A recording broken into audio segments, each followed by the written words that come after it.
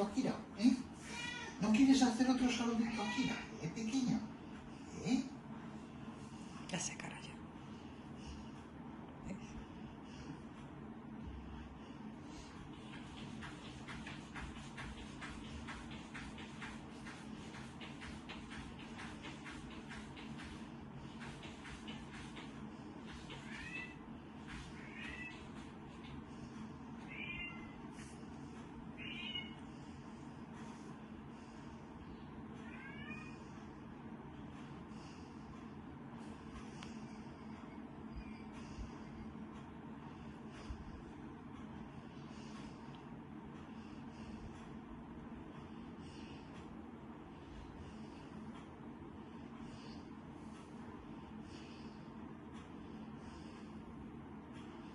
Los viejos se entienden.